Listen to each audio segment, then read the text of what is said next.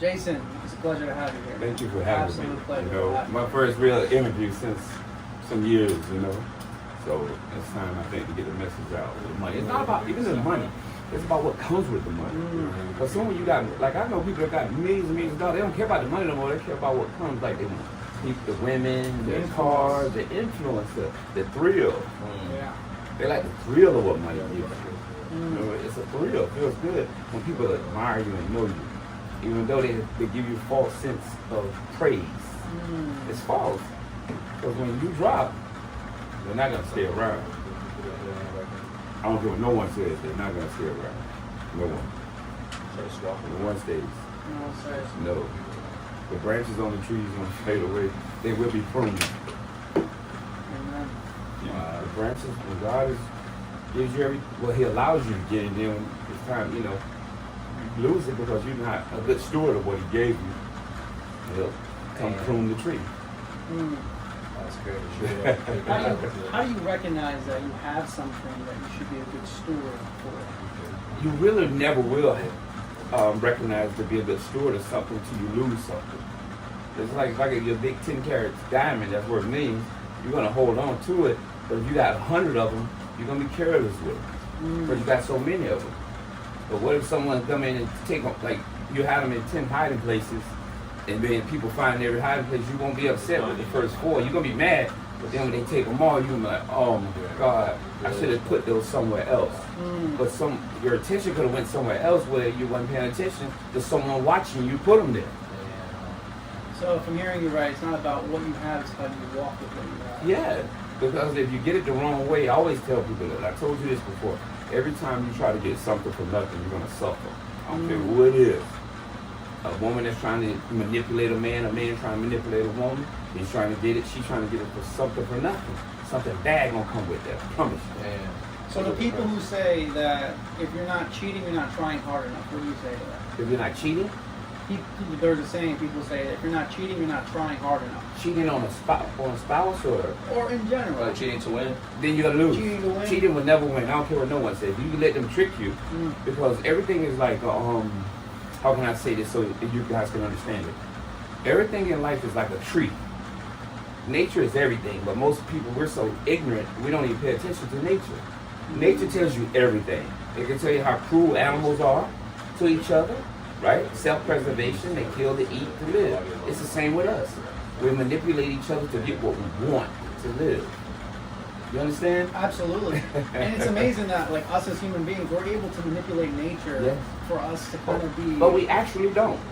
Nature is much smarter than we are. When a big, like, let's say there was a tornado coming or a typhoon or tsunami's coming. Why do they know to go higher than we do? We're not smarter than them. Matter of fact, they're smarter than us. We're just savages now. You know, I heard Einstein say this one time. He said, our technology has surpassed our humanity. Right? We worry about phones and technology, but we don't learn about treating each other special, respecting each other. So that means technology has surpassed humanity. We're in trouble. No, I think that's absolutely and just like you were saying about cheating, you can't cheat your way. A tree don't cheat its way to grow big and strong, do it? No, it takes years for the sun to nurture it, rain, storms. So what happens when the tree goes through storms and nurturing in the sun? It grows strong so the storms can't blow it down. That's life. Deeper the roots. There you go. That's life. The tree's going to be pruned now because that's what nature seasons. We call seasons. When a season comes, it's going to knock the plants down. So the tree's going to shed its tree. God's going to prune it. If we don't cut it, God will prune it. The leaves will die. That's not supposed to go there. Then a new season of leaves will go. That's how it really works.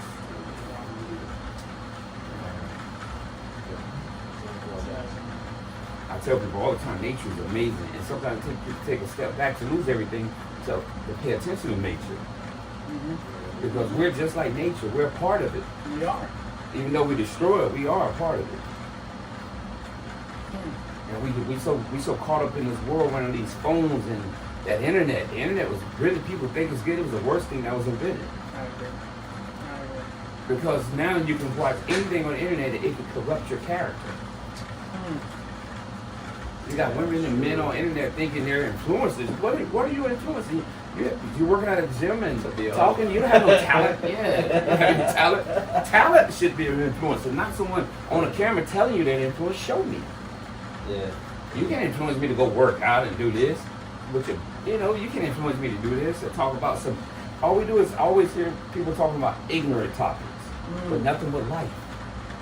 Nothing with life. Foolishness. I think social media blurs the lines of what life is actually. Yeah, it's about life. Like, this is going to happen to you. I'm warning you before it happens, Don't be a victim, That's why, it's a smart man will learn from his own mistakes, a wise man will learn from the mistakes of others. Yes, but most people don't. We have to let it happen to us to learn, We're growing up in the hood, the streets. Instead of we watching this colleagues of ours doing 20 years to sell dope, we still think we can get away with it like we're special. No, you're not special. It's just your time ain't came up yet. I tell people all the time, you're not special. You're going to get your turn on the seesaw. Everybody gets a turn on the seesaw. It's your turn. It's your turn on it. Your turn. You get on the seesaw, I got on mine. What goes up must come down. Absolutely. Right? That's wild. Absolutely. Everyone gets a turn on the seesaw. But why do you think, like for example, right? Young people out there, they don't take heed to it. Because they got to go through it, or they're ignorant, they think they live in that lifestyle, Okay. If I tell you don't touch the stove when it's hot, right? Most people, no, it ain't hot until you touch it and burn the shit out of you. Yeah. Then you learn the lesson. The lesson I always tell people, the pain, when the lesson is learned, the pain will go away. That's one of my favorite things. When the lesson is learned, the pain will go away. When you're in the midst of a storm, it's here to teach you a lesson. You can kick and fuss instead of accepting the lesson and saying, what is it here to teach me? I don't care what no one goes through. If you go through cancer, illness, it's there to teach you something. That's all it is. It's a teaching tool. Wow. It may be put in your life to to humble you, to redirect you, right? Yeah. Or you to teach someone else that's coming along behind you that can't handle the pressure of it on them, and you be a role model for them. And like, damn, like I can beat this. Because now, even dealing with my illness, I was like, damn, God, if all the doctors do is scare you with the word cancer, they scare us. They scare the shit out you.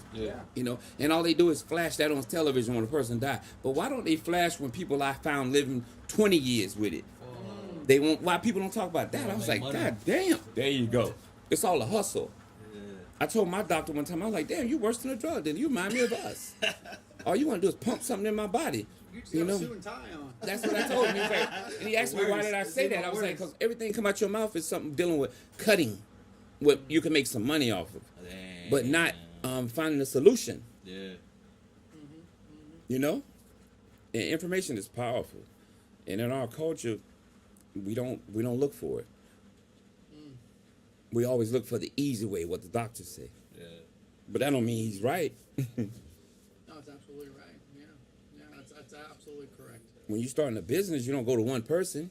You go to many men. You have a council of many. Yeah. I heard a wise man say that one. Jay Prince said he has a council of 5 men, 5 people. He's always asking different, because everyone's looking at it from a different perspective than you're looking at it from. You see what I'm saying? Absolutely. Everyone's looking at it.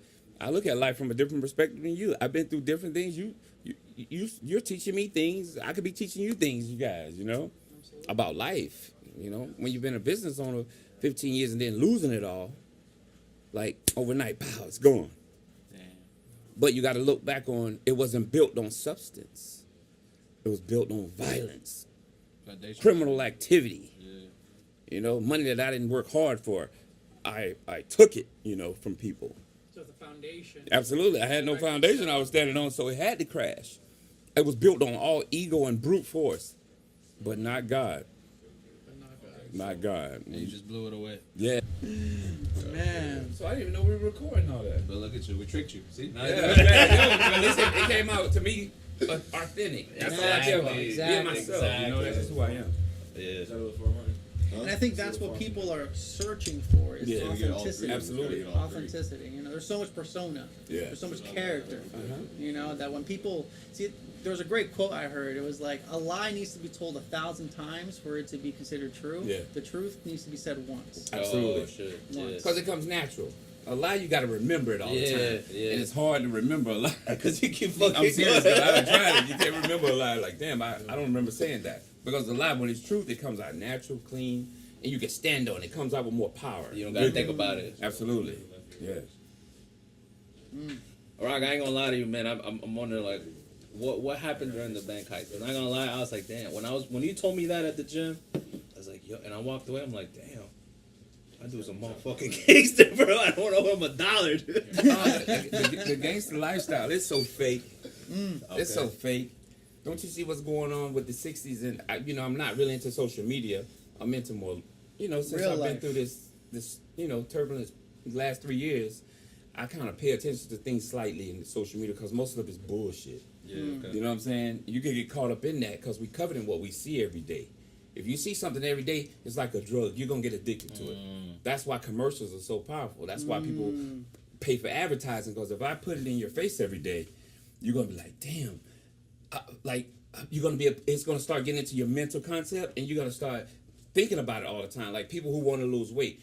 I watch them talk about Ozempic and Maduro, I think, all the time. And I'm like, I be want to tell people, like, you can do it, but it's not going to get you where you need to be. It's going to cause you some pain. And I'm going to tell you why it's going to cause you pain. Because people don't tell you about Ozempic is that most people don't change their lifestyle. They want it quick. Like, remember, all it does is shrink your fat cells and curb your appetite. If I shrink anybody's fat cells and curb your appetite, you're going to lose weight. Right. But they don't tell you that. And they don't tell you that Ozempic can cause cancer. Because most people want the weight. They don't read between the little lines. It tells you on all Ozempic, it can give you thyroid cancer. But no one's listening. If you got that gene inside you, it's going to wake it up. Oh, fuck. It's going to wake it up. But no one tell you that. No one's telling you that. Ozempic and Mounjaro, you can get thyroid cancer. I started paying. I wouldn't have thought of it until I'm dealing with my issue. Right. To start paying attention to it. Like, wow, all this stuff got cancer. Everything we eat, it tells you it's a possibility of cancer. Yeah. You know, and then even dealing with cancer, going through chemotherapy when I was like, damn, I need to learn about this disease, really what it is, because all they do is scare us. Scare. It's a fear factor. Fear. Everything's fearful. They never tell you the stories of people who live in where they beat it. They always tell you the story of the bads because it's a hustle. Right. That shit sells. Yeah, it sells a lot. It's a $1 billion industry, chemo industry. No, it absolutely is. They make $1 billion a year, so they're not going to tell you. You understand? No, absolutely. They're only going to put what to make you run back to them. Like, I don't want to die. No one wants to die. But could you pick up, just like open a book and find out who beat it? Who beat your cancer? It's millions of people out there who beat it. But they don't put it on social media. They will not put it out there. Now, why do you think that is? Okay, I'm going to tell you something. If I could take, let's say even in the fitness industry, if I could take billions of people who work out every day, and it's millions and billions that are overweight, if I could come and tell them I got a drug that'll take all the weight with no side effects, the gym industry would close, right? Damn. So I wouldn't want that drug to come out. Because you're going to mess up all the money of a $1 trillion industry a year. The fitness industry is trillions of dollars a year. I think billions of billions. I'm sorry, trees is a lot of money. It's not like, fires and stuff like that. But they'll stop it. Am I right or wrong? Yeah. I'll be like, hell no, you better not put that out. Because the group of people who own all the gyms and the big gyms are powerful people. Yeah. Right. So they'll be like, you better not put that out. No, or they'll stop you some other kind of way. They'll discredit you. They'll put someone in your life to discredit you. Damn. And then they'll find out everything about you to say, he's lying. He's lying. And remember, when you have a machine like that, behind you, they can push out whatever they want. Right. Anything. I don't care who it is. If you got like Pfizer, these big drug companies, they're machines. Yeah. I can't beat Pfizer by telling them they're lying. You just want to treat it. You don't want to cure it. That's life. Yeah. Even when I was hustling, selling drugs, coke, and keys, and doing bad things, the Colombians and the people that are pushing it from Colombia and Haiti, these are plugs that is coming in. They're gonna keep pushing it to you. Right. Even if we try to stop it, it's so big you cannot stop the machine. Mm-hmm. You cannot stop drugs and stuff. I know I changed subject, but you can't stop drugs from coming to America. The demand is too great. There you go. The demand is too great. Wow. And it's fascinating to me that like a corporation can have as much influence versus a story of an authentic person. And it's like almost like we're getting our narrative from corporations, people who have interests, Absolutely. you know, things to gain from than opposed to stories of people who've actually been through that. And they don't hold the same weight. It's like one narrative gets purported, the other narrative gets kind of like Pushed, underneath. Undercover. But the corporation narrative, it will push itself out there, but the other narrative will work too. The other narrative work with people who's dealing with the same illness. So if 5 million, 10 million, it's 1,600 people die a month of cancer, but millions have it. So the little guy, if he can get his voice out there some kind of way, he can reach those people, and those people will tell other people. You see the same? It's the same thing. I tell people it's like the drugs. I did a podcast years ago, you know, and I was talking about how I became big in the drug game, and I started paying attention to my fellow friends who were getting busted. I was like, damn, I got it now. When I sell drugs to 10 people, they're gonna tell 10 other people. Mm-hmm. If I sell, that's how we build clients. Just like in any company, I'm a company, so I'm hustling. You know, even though I hustle 2 ways, you know, robbing banks and doing all that other bad stuff. I just wanted it all the way around the board. I didn't give a damn. You know, He didn't give a fuck. I was addicted to the money. The money. You know, and I tell people all the time, you're gonna get caught either way because the odds are against you. They sell 20 keys. You work 10 to 20 people know you hustling. Then the 20 gonna turn to 40 people. 40 gonna turn to 80. 80 turn to 100. Now you're in trouble because someone out that 120 done got a charge, and then the investigation done started. Where's everybody getting their drug? Oh, there's one guy. Then the other person gonna tell on this person gonna tell on this person because they're not built like that. Right. So they're gonna tell on you. Then it's gonna be a starting investigation. Then the investigation start for years. Then the feds do this. They'll let you keep selling. Oh shit. Because all the drugs you sold in 3 years, they're gonna calculate it and add it up till you go to court and say, now you score out to 100 keys you sold. Yep. Dang. Yep. You don't score out to that one that they started the investigation. We let you sell dope and we calculated what we think you sold. So now you're in trouble. Now they want you to tell where you're getting it from. Because they're going to scare you. You're not going to see your kids anymore. You're not going to have women anymore. Yeah. And freedom is special. Because most people who get locked up, they don't really care about the locked up. They care about what they're leaving behind. Legacy. Like, not even really, just foolishness. The woman's going to leave you anyways to start dating somebody else. Yeah. Your kids are going to wander off and do crazy things. Yeah. That's really how it works. Dang. You know, that's life. That's crazy. Once out the year. I was like, I always make a joke with my mom. My dad didn't give you time to heal. I know that's crass, but I tell her the truth. I love my mom. He didn't give you time to heal. You know, I was so close. Back to back. Yeah. You know, and I was staying with my grandparents. My grandfather was probably the biggest influence on my life. You know, because I was never not smart. I've never been smart with books and stuff. That's not my strength. I hate school. I hated school. I really did, with a passion. I don't find that many smart people are from school, though. Yeah, I hated it. I just been always my own person. Like, I just feel like I can articulate myself very good. I can have a conversation with billionaires, millionaires, which I have. You know what I'm saying? Because they're human just like us. You know, they're good at book sense, but they have no common sense, majority of them. Would you say common sense is way more important than... It is more important. Common sense will get you through life. Book sense will get you to where a career. But a career can't get you through life. Damn. Because a career don't teach you how to deal with pain. It don't teach you how to deal with betrayal. It don't teach you how to deal with kids. It don't teach you how to deal with nothing but a book and being a robot. How to perform a particular job. You know, that's how it works. Yeah, yeah. That's why I tell people all the time, give me common sense. Because common sense, you know right and wrong. Book sense, you on a robot. You know, you learn what you learn in a book, and that's not life.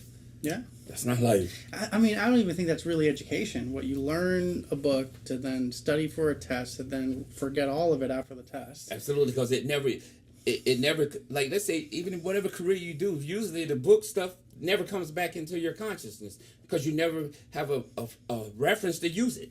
Like, I'm going to say a situation to use it. Because usually everything is so finite. This 1 + 1 is 2, 2 + 2 is 4. Everything is so simplified in life, unless you're a rocket scientist. But that's even simplified because if you built one rocket, you know how to build two. Yeah. Everything's like a robot, you know. No, absolutely. Yeah, it's kind of incredible how like we're turning more into, especially with AI now coming into play, we're turning more to it's lessening the humanity of people and. Didn't I just said that? You just said that. Coming more into like Yes. technological. Even I mean, I consider most people cyborgs. We're so Absolutely. addicted to our phones. We're so attached to So our like I phones. said, a Our robot. personality Remember I of our phone. said we're a robot. Yeah, absolutely. I see people can't live without their phones. I'm like, Yeah. wow. What's so important about that phone? That's a sickness. Absolutely. So it's like I told you, humanity is overtaking our technology. So we're taking. We're done. Wow. We're done. The only way we're gonna get back to humanity if something tragic happens. That's the only way you're gonna get back.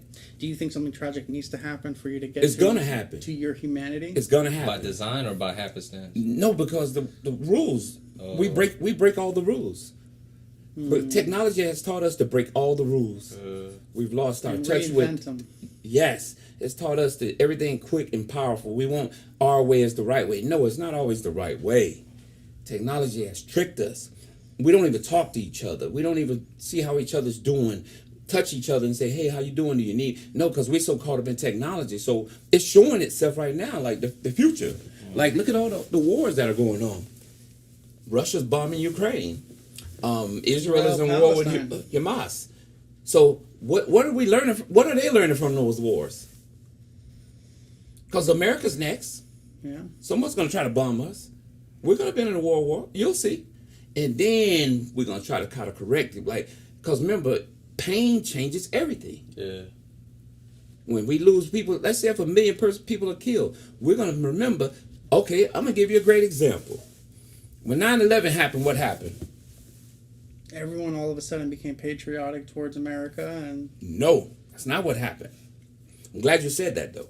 What happened when 9/11 happened, we started getting strict on who we let in the country. Okay. We got strict on it. You can't even go through the airport. Without They're going to make sure TSA. nothing's on you. They're going to make sure no bombs on there. But see what happened? Pain came. So when pain comes, it makes you change. If everything was going good, we would have never started doing metal detectors and everything. Yeah, yeah. But pain made us do that. That day everything changed. There you go. See, nothing changes until something horrific or painful happened. It happened to me. I wouldn't have never changed if this experience wouldn't have came. But this experience hasn't all been bad. that's amazing. It hasn't all been bad. Hell no. Cancer taught me friends are not real. Family's not real. Nobody's real.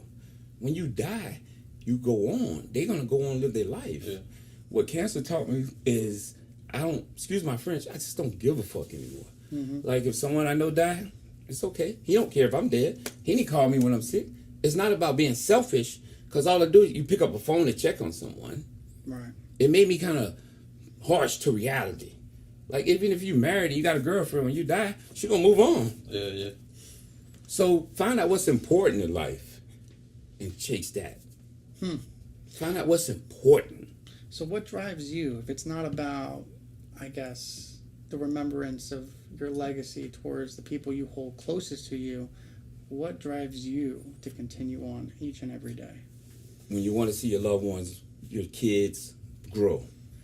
When you want to see them babies grow and become productive citizens, that's what drives me. Now it ain't about me no more. It's about, damn, I can see I'm human. I'm human. I used to thought I was Superman, think that, not me. When I was growing up, we were always taught to put on a condom because we don't want to catch AIDS. That was our harshest thing in the streets. Yeah. Hey man, you better wear a condom. so he don't get no A's. Easy, you got it. I mean, You understand hey, what I'm trying to say? That's what I was talking like my friends. Like that was the biggest thing in the A's in prison. Yeah. A's in prison. That bothered everybody, man. I don't want to draw up like that. You know what I'm saying? I don't want to go out like that. So what happens is that's what we're scared of until something else happens to us. You get in a bad car accident and have to get a wheelchair. See, we only change when something comes, something bad. And then a lot of times we get mad at God. I'm like, God, why you allow this to happen?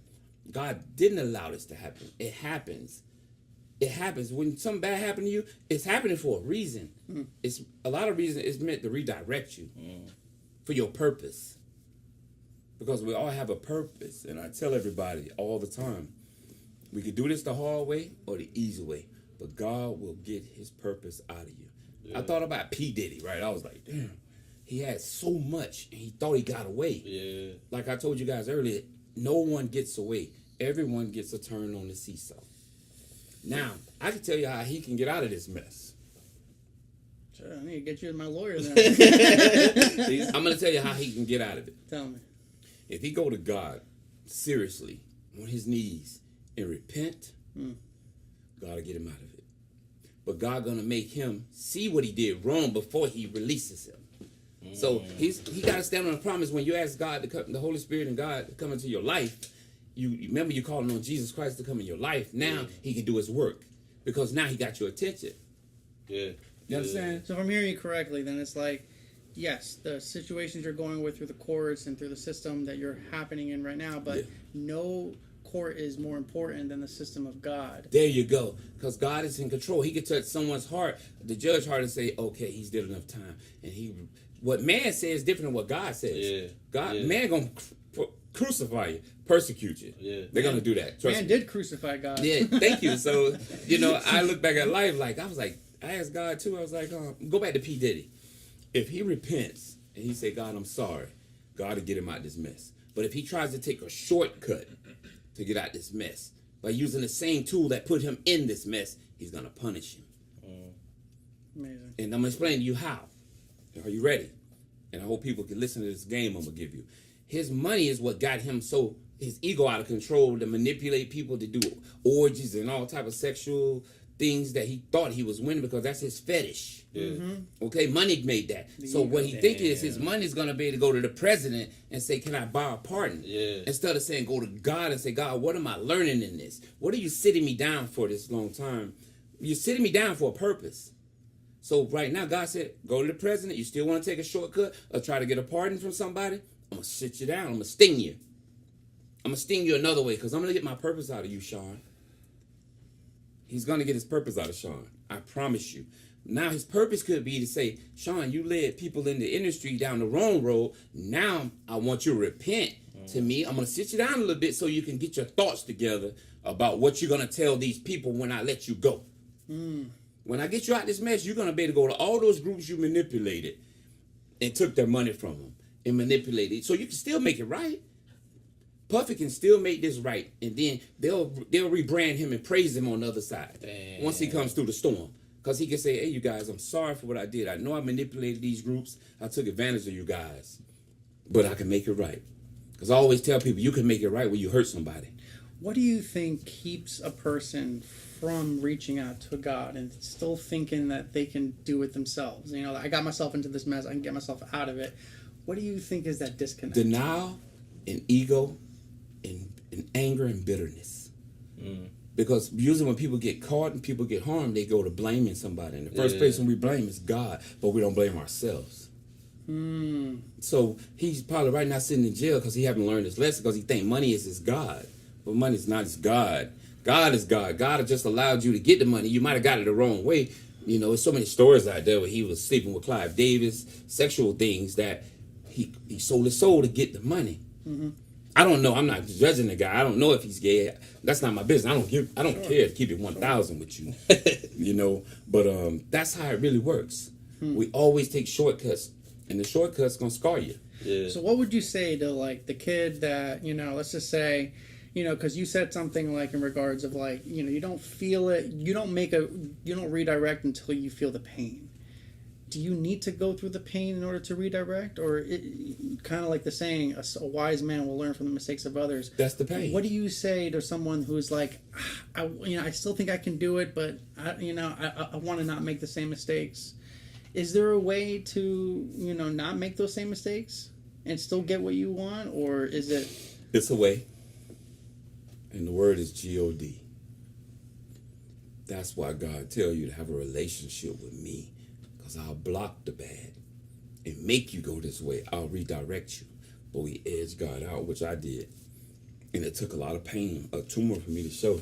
There was a tumor hurt so bad, I asked God, like, why are you doing this to me? Why I'm in so much pain it won't go away? Medication didn't help. And then my best friend, one day I was on the phone with him, and I was like, I can't take it no more. He's like, shut up. He told me to shut up. I'm never going to forget this. He said, shut up and learn the lesson. The pain will go away when the lesson is learned. And when I started not looking at the pain for it's the pain, start looking at it as the lesson, That's the lesson. it went away. Damn. Without medication, it just went away, by itself. So I was like, I get it now. I think that's such a testament towards the power of the mind. Yeah. Absolutely, because what you focus on is what you bring to you. I don't care what it is. It's something negative, positive. Like, let's say if I wanted a female, now I'm at a place where I don't need all these things. Every female that I wanted in my past, I thought about it a lot, and it came right to me. It manifested itself. Every car I wanted it. Every piece of jewelry I wanted. If I wanted a Rolex, I wanted a Rolex. I brought it to me. I might have did criminal activities to bring it to me, but I brought it to me. And I'm gonna get that shit right. You understand? By any means necessary. I don't care if I could have seen someone. I was out to a club in Miami, and I seen the Rolex I wanted, and I was like, I'm gonna get him tonight. As soon as he come to his car, I want that Rolex, and I'm gonna get it because I'm already in that world. I'm comfortable. I don't care who's looking. I'm comfortable. So from hearing you right, it's not about getting the things you want, but it's about how you go about getting it. Absolutely, everything. Makes all the difference. Absolutely, everything is like that. Yeah. If you go by getting it the wrong way, you're gonna lose it. All you gotta do is watch things in life, like the lottery and all that. 80% of people go broke. Yeah. So it tells you don't try to chase it that way. But no one wants to go through the pain. Every celebrity that made it, they went through pain. Yeah. Everybody. Look at Bieber, bro. Bieber, A fucking 10, but all drugged up. Yep. See, like right now, I study I started looking at 50 Cent. I love him. Yeah. His business mentality. Yeah. I like to pick his brain, like the way I like the way he do business. He makes jokes for people, but that's just part of him staying relevant. Yeah. Yeah. But I looked at he had got shot, but he made it through the shooting, and God blessed him to go to another level. The game, he got shot. As soon as he got shot, he healed. Yeah. Opportunity showed up. Kanye West got in a bad car accident, almost took his life, but God was preparing him for something big. But if he wouldn't have had the accident, he probably wouldn't have met the certain people to get there. Yeah. See, everything has a purpose. Everything. No matter what you go through, I tell young business owners, they be like, Rock, how did you build a business for 12 years? And it took me a long time, to build those gyms. But then I said, okay, look at when I lost everything. I got in business with a I ain't gonna call him what I want to call him, but a very slimy person that lied on me. Remember, I don't care if you tell the truth about me. I was a piece of shit, excuse my French, a lot of part of my life, doing crime and hurting people. I can stomach that, but when you lie on me, I can't. Because my word is all I got. When you lie, and then I found out God showed me, he was like, okay, Rock, when you did bad, they praised you. When you did good, they crucified you, your name. Now your friends are gone, everybody's gone. But then God brought me new frames for people in my life. It's crazy how God will take people out your life and bring people that are of a different statute. Way higher than the people in my life that are big time, celebrities. Yeah. You know what I'm saying? Yeah, That absolutely. they want to do for me, help me. And they changed my thought process about success. It's amazing. It brings me back to I learned something really young where it's like, when you start out, you first think you know something. Absolutely. And then you get to that I don't know everything. And then you realize once you become an expert, I don't know enough about this particular subject. There's always more to learn. There's always more to get to. But it's just like a baby. The baby learns from its experiences. Yeah. Falling on the ground, do this. That's how you are. We're human. Yeah. We learn from our experiences. So don't look at it like that. Look at it as just, if we look at things as a growing part of our life, then we'll let things go easier. But we don't. We hold on to it because of the ego. Yeah. I look at things now, everything that I own, gyms and all that, Mercedes, big cars and all that, those are just material. I when I see a nice car that I've owned before and drive by me, I was like, thank you, God, for letting me experience that car. I wouldn't have said that before. Every time I see a nice, I had Escalades, everything nice, I say, thank you for allowing me to experience that. I know you're going to allow me to experience it again, but on another level. The right way. Yeah. So I don't got to worry about me doing it the right way. I can go back and say, God gave me this. I didn't give it. God gave me. God so did. it keeps me centered now. The other thing kept me ego because I robbed and sold cocaine and hurt people to get it. You understand? Yeah, absolutely. When God gives you something, He gives you peace. Peace. Because you don't want to show it off. You you had it already. It's you. No, absolutely. I want to take this back to your grandfather because you said that he taught you a lot. Yes. If you were to summarize one thing that you took away from him that you would say is the most important thing, what would that thing be? Hard work and dedication. Because he was an old man. He would take me out to when he would pick apples. I don't know why I was the only one. We grew up with a house full of grandkids, but I would seem like be the only one to go with him picking apples and cherries. And I would always ask, why me? Why did I want to go? That helped my grandfather. He just meant so much to me. I remember everything about my grandfather. Everything. What was his name? Clyde. Yeah. And I just remember everything about him. The way he walked, the way he just was amazing, man. Like, he would help anybody. That's why I think I took his traits, but I didn't take it. I took his traits for the hard work, but in the wrong way. In a different direction. I still worked hard. I worked hard. Like, people think being a criminal is easy. No, it's hard, man. Putting in work. Yeah. Because I was always chasing a dollar, looking for someone who appeared to be weak to me. Like, I want that. And then most people will be showing off their things, and they don't understand when you show off, you have people like me looking. Like, you campaigning, I'll elect you. Oh, shit. Wow. You're You're campaigning, I'll elect you. I'll elect you. You want to campaign? No problem. Damn. And people don't understand that. You keep campaigning, you're going to get elected. One way or the other, I'm being honest. Keep campaigning, you're going to get elected. That's fantastic. Yeah. I've never The heard people that are quiet, the people that usually grow their business, even if it's drugs, you'll never know. Yeah. I pulled so many robberies and sold so much dope. The people that I experienced that had all the money was someone you look at and they look like, damn, he's broke, but he's millionaire. You would never know. He's driving not a Mercedes, he's driving a Honda Civic. Got a family. A guy that you wouldn't think got all the jewelry, big swole guy, a little chubby fat guy with millions of dollars. Yeah. But he taught me how to move. Like, Rock, don't be in the light. Only time you get in the light is when you're doing it legit. It still is going to bring haters because you made it out of a situation that most people didn't make it out of. Right. The people that supported me through my business adventures, keeping it real with you, they were not black. Black people don't support blacks. Oh, shit. I had thousands of members. 95% of them were white, and the rest was Hispanic and black sprinkled. Like a fucking vanilla. Yeah, sprinkled. I'm being honest. Excuse me, I'm going to use the restroom real quick, but y'all keep it on. Okay, I'll be no right problem. back in a couple minutes. Yeah. That's how it works. That's crazy. How do you feel about Nipsey Hussle, bro? Because that was just a whole tragedy. Oh, I love that guy. Yeah. I love him so much because he taught me stuff about putting things in escrow, trying to get businesses. By real estate. But he was a product of his environment. What happened is, if Nipsey would have stayed on point until he got out of danger's way, he would still be here. But maybe it was his destiny. Because look what happened. People learn from his death. Absolutely. So I believe when it's time for you to check out, you're going to go. That means the purpose is done. Damn. That's how I look at life now.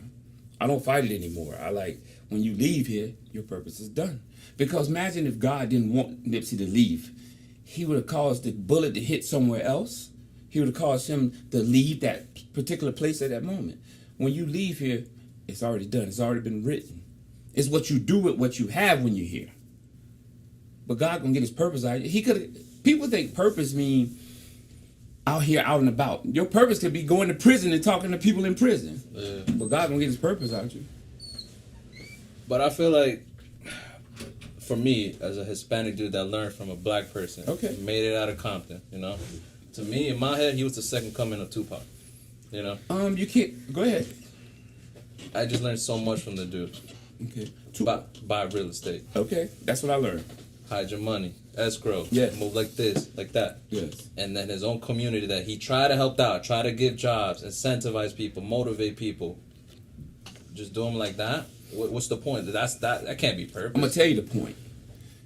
Every crime I pulled, right? Yeah. It was from someone who knew someone. Damn. Every time. I don't care if it was a bank I hit. Someone in that bank told me the die pack is over here. Don't pull from that side. Right? It's always someone close to you that harms you. Always. Because the person that's outside don't know you. They don't know how you move. They could be moving on with women, can get killed by fucking with you. Excuse my French, but get your head blowed off, you know. But every time someone harms you, there's always someone close. Someone close. That's why I heard Boosie say one time, rappers get killed in their own community. Wow. Leave the city you're in. Yeah. Because people are gonna hate you. Success breeds hate. I don't care what no one says. But that's a natural byproduct. Absolutely. Yeah. It's not a natural buy. Because if I'm used to getting money and I respect you as a hustler, I'm gonna ask you, how you doing that? So I can get me some more bread. Okay. I ain't worried about what you got, because I'm gonna get me some money. Right. But it's a type of person. Yeah, real hustlers don't Yeah. downplay. Real hustlers congratulate other hustlers. Yeah. When I see somebody with a nice car, I'm always saying, nice car, man. Damn, where you got that from? How I can get me one? Right. Even though if I'm making money, I want to get in his head so he can teach me how to make money, so we build together and we could become, build something beautiful together. Win-win situation. There you go. He might want to come into my type of business. He got capital. Hey, yo, I want to do this over here. What do you think? Damn. But most people harm each other because we know each other. Familiarity, that's what hurts each other. Because I'm comfortable with you. I know your weaknesses. I know your strengths. I'm around.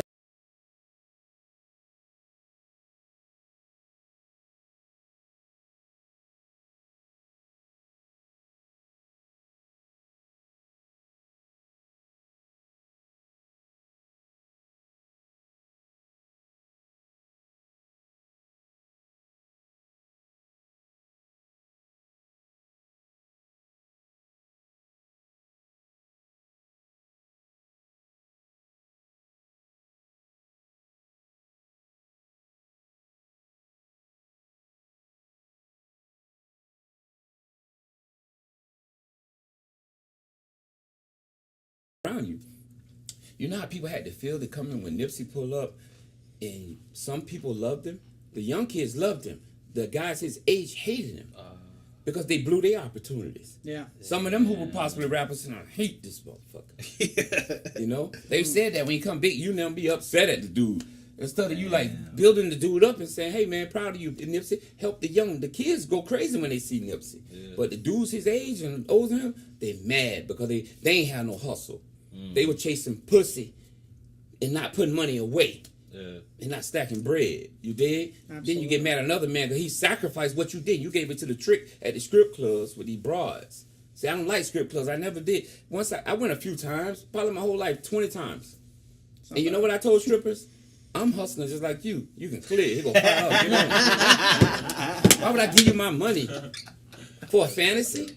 I'm a handsome man. I can go get my own. I get this shit for free. Yeah, I was a hustler. I had fun. I done sold my oats. You know what I'm saying? I'm being honest. No, yeah. That stuff don't even matter to me no more. A woman, gorgeous and sexy. That's so not even on my radar. Yeah. I don't care. I can go without intercourse for a year, 2 years. I have. Damn. I never thought I could do that. Wow. Amazing. That's crazy. So let me ask you this: if you're starting up, you're starting up a new venture, you're wanting to get into it, but kind of like what you said, not everybody shares the same vision. Sometimes they want something for themselves more than they want it for you.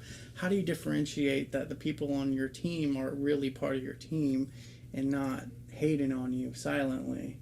And you get what I'm saying? Okay, I'm glad you said that. You have to expect them to do that. If I expect you to cross me, I'll always have my eye on you so you cannot cross me. I'll only share with you what I want. Because it's a thin line between love and hate. I don't care. Because if you're doing so much for me, right? For free. And you love me like rock.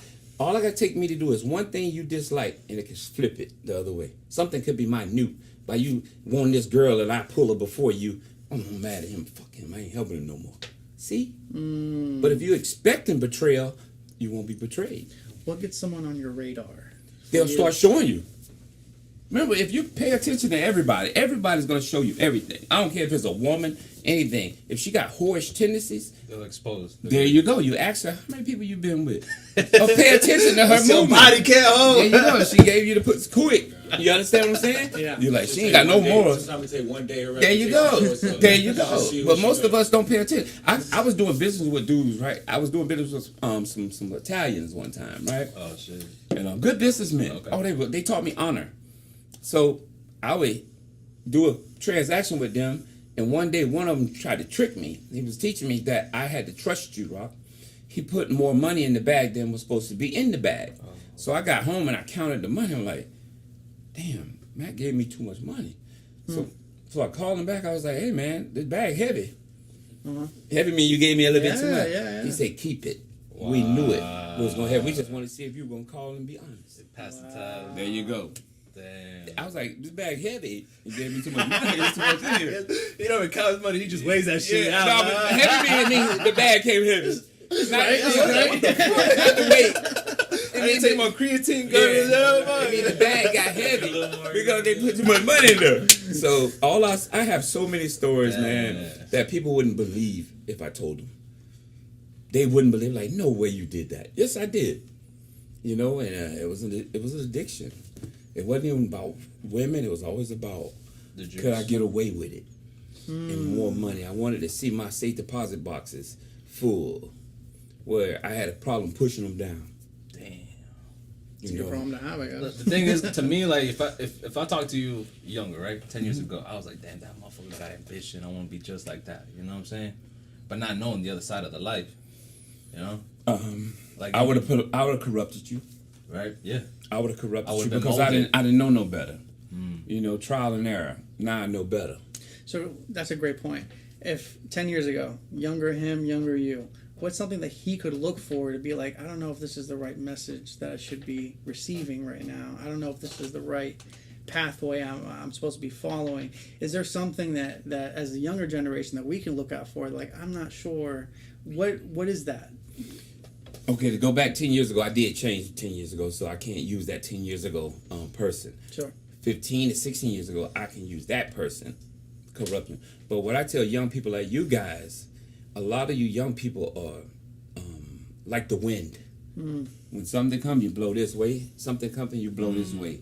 You never really focus on something that's going to take 3 years to get off the ground.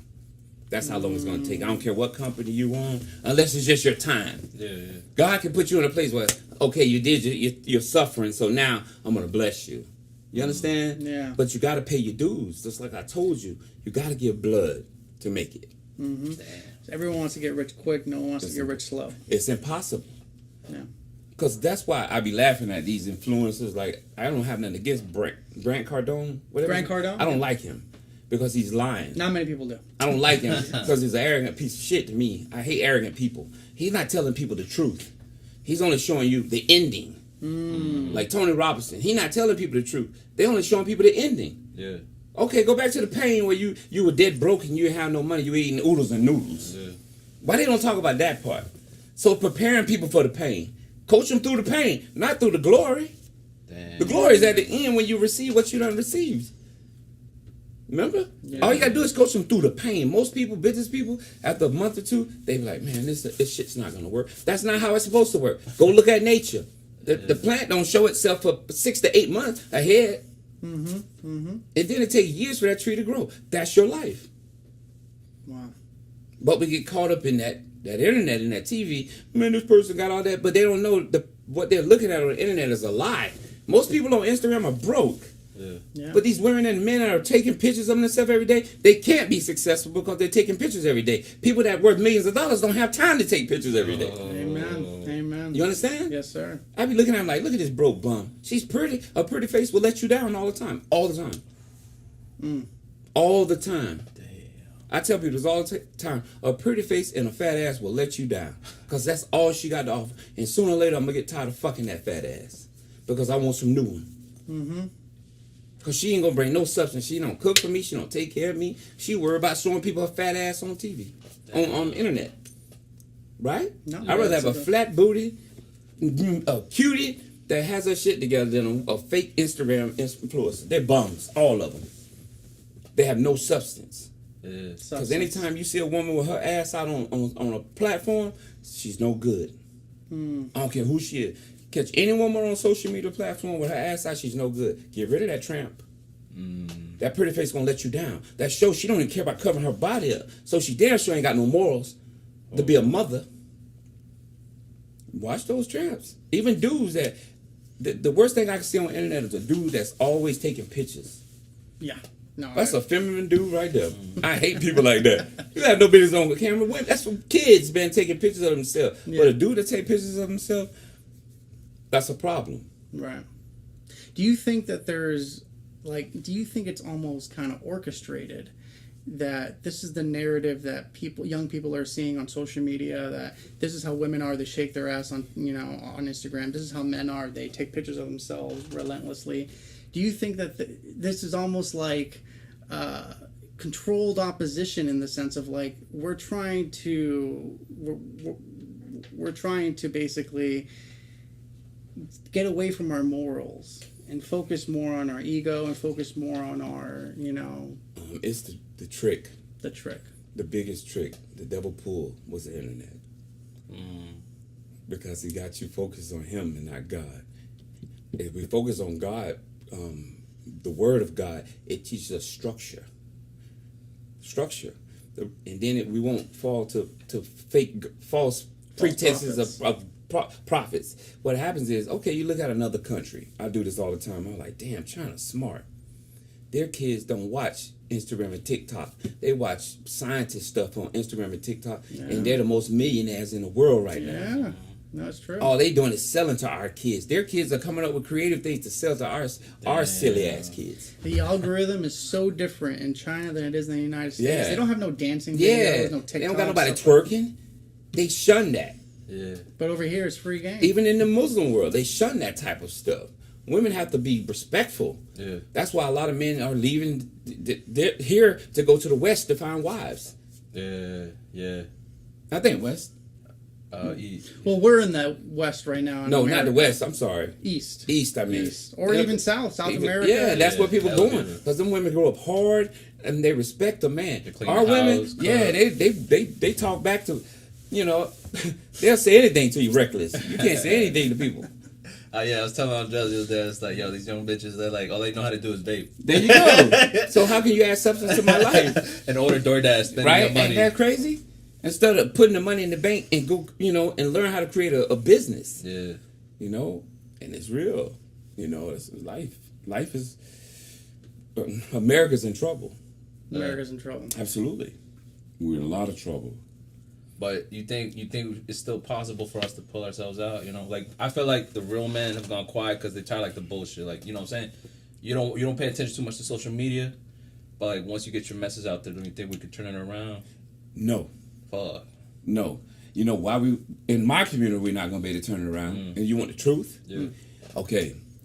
When I came up, I'm not old, you know what I'm saying? But when I came up, before my early days, it was more conscious hip hop.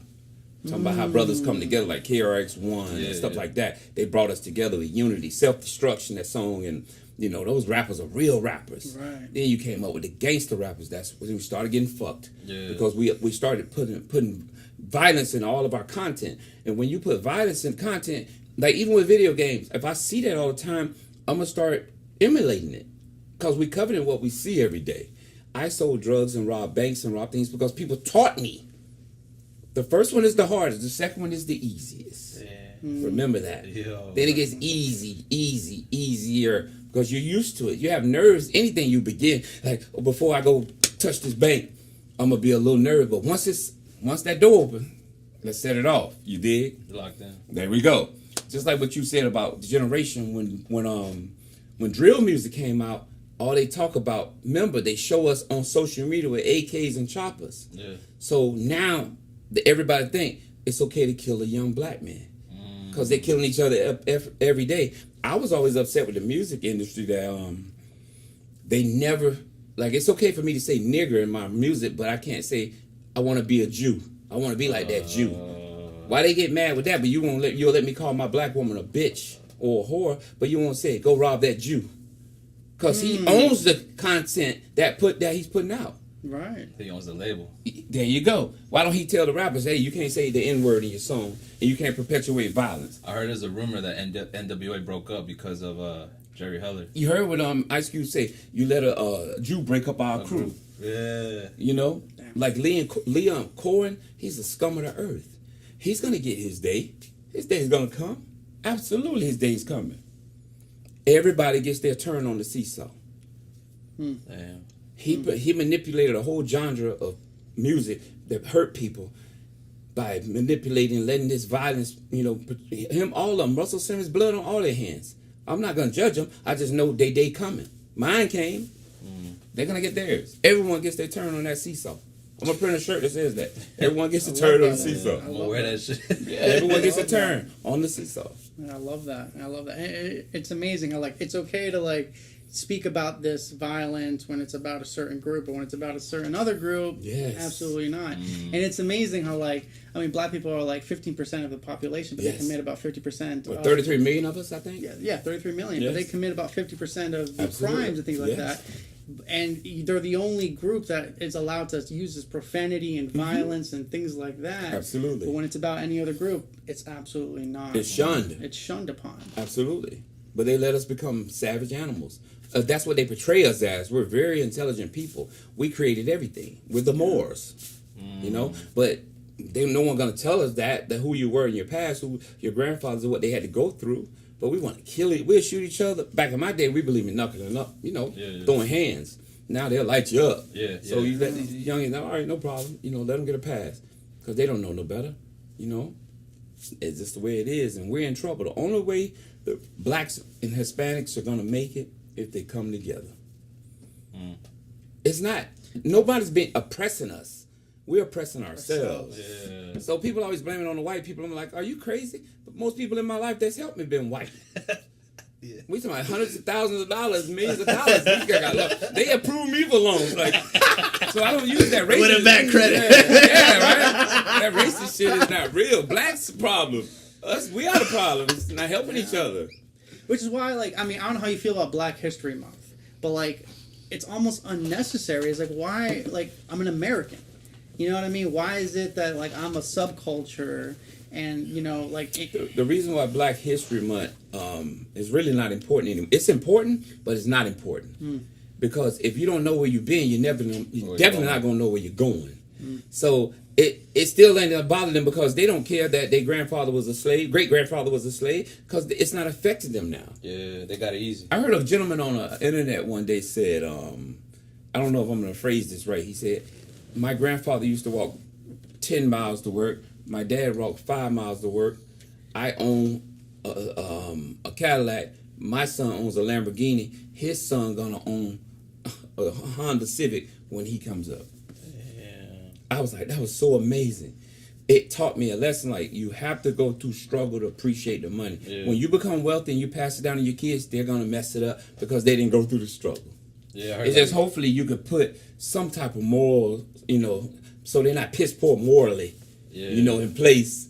Yeah. And they're conscious of their actions. But it's our fault because we have to set them up properly with trust that they can't touch the money. Because when you're 20, you're going to do stupid things. When you're 30, you're going to get a little wiser. When you're 40, you're going to be a lot wiser. When you're 50, there you go.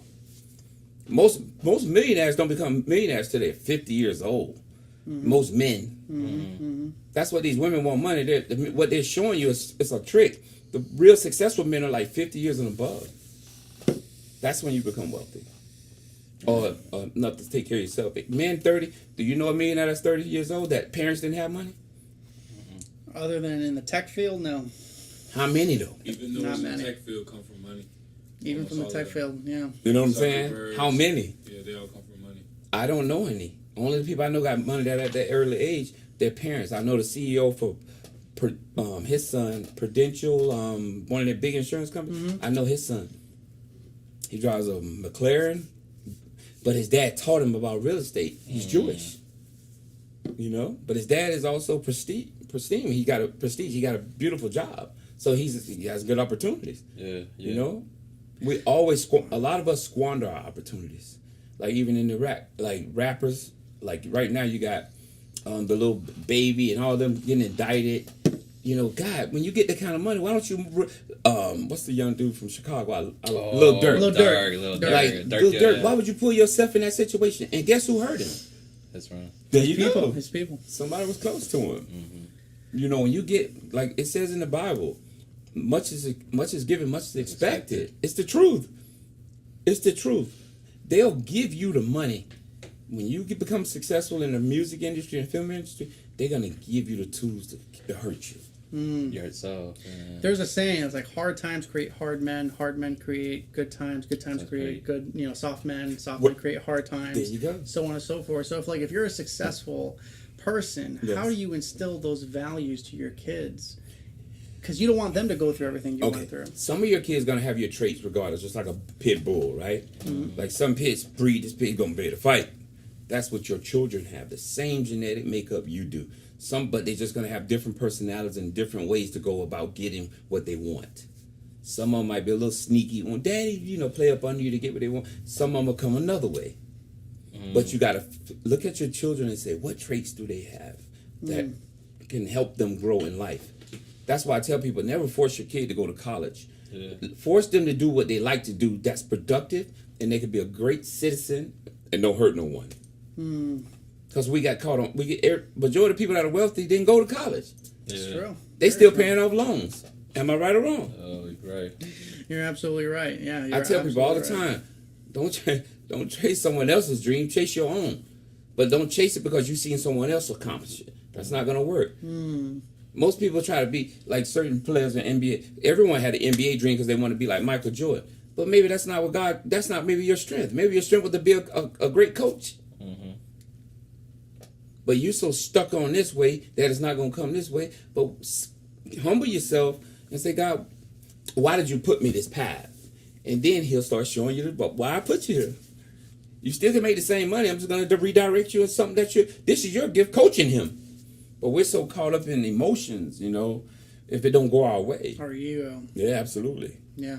No, absolutely. Yeah, I think it's very important, man. Because I mean, like it's amazing. Like I have a daughter now. She's actually about to turn a year old on the 18th of May, and I'm thinking like I don't want her to go through everything I went through. Absolutely. But it's also I want her to have the values that I went through and that I came, and I want to be able to give that to her. So I start thinking about that. I'm like, how do I instill that without her having to go through that pain that it took for me to learn that in the first place? You're doing that already, because as I'm speaking to you, you have morals and you have character, you have culture. So she's gonna have it.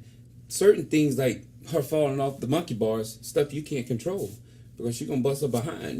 When my daughters ride a bike and they fall, it used to hurt me, but I had to turn my back on one of them and say, hey, make her get up. And she got up and brushed herself off and said, Yeah, she got it. And it took so much out of me to watch her cry and scream, Daddy, I started getting emotional. I was like, okay. And something inside said, stop.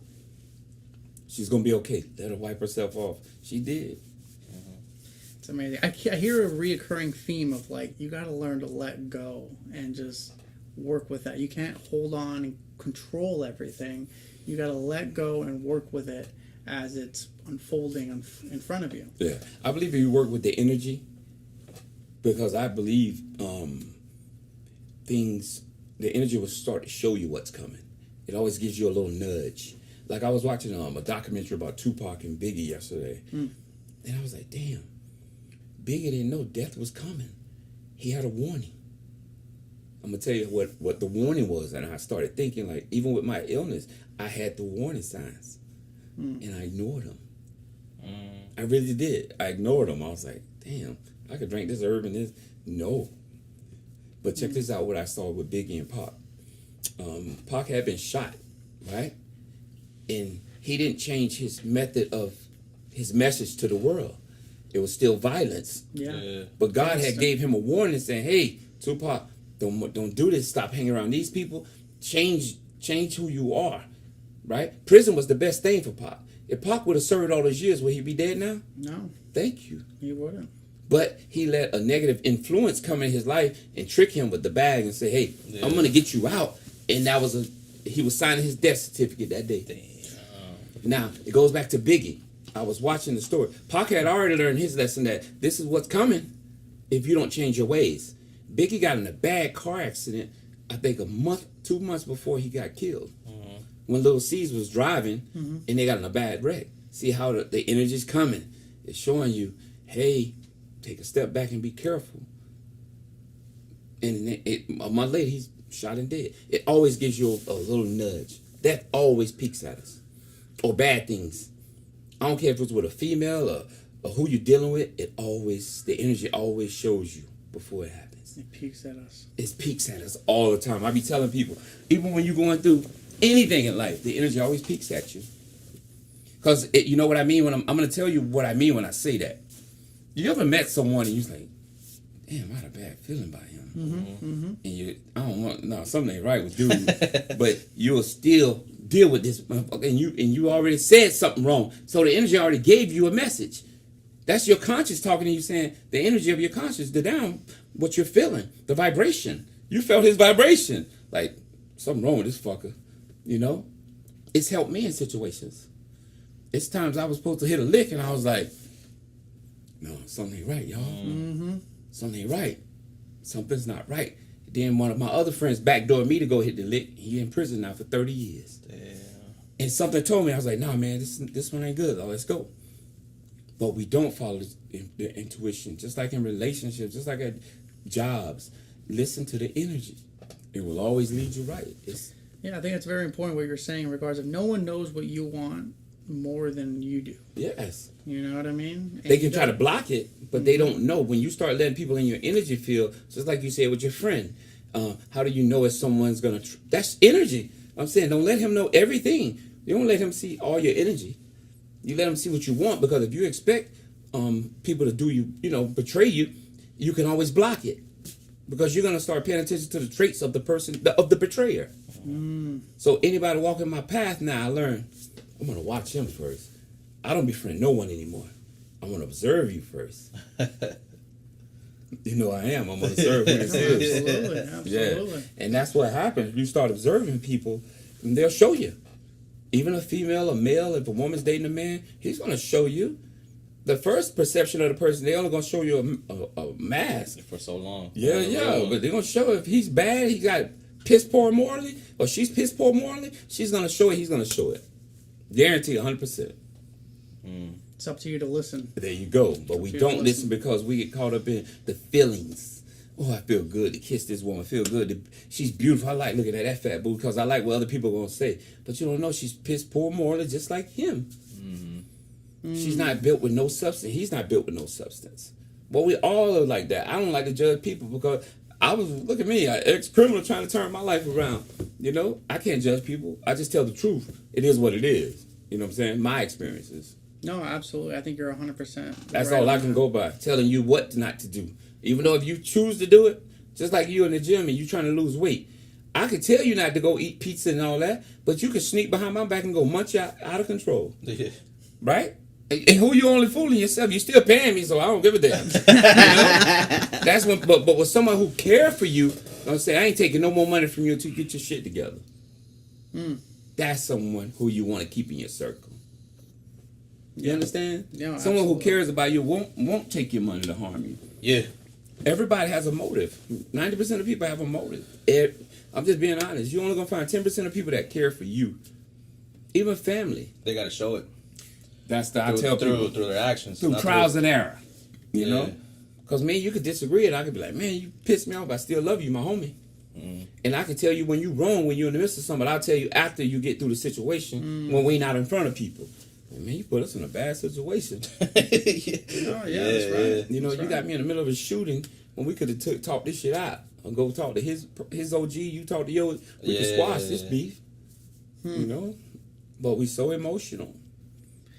Yeah, I think especially nowadays, and social media has kind of exacerbated that emotion. Where Yeah. now we feel. I mean, now it's like if you get a heart or a like on your post, you're like you feel like, oh, Yeah. this is awesome. Like I'm emotionally connected to Dopamine this now. hit. That mean if it's a beautiful woman or somebody that gives you a false ego, instead of saying, "Man, thank you for that," because I love myself. Most of us don't love ourselves. I learned to love myself now. When I started loving myself, I don't care what you think of me no more. You can go, as long as you don't run up on me, we cool. Because I've never been scary. You know, where I'm from, we're not scared. We fight, you know. And that's how I learned. I don't care about people no more. Go jump in the lake. What did it take for you? Because that's something I struggle with currently right now. Yeah. Is loving yourself and being like, no, I am a person. I am worthy of love. I am worthy of these certain things. What did it take for you to realize that? Cancer. Damn. That's why I told you cancer is not bad. Most people look at it as bad. You can heal yourself with the information we got out there. My body's changed, with information. But it taught me about people.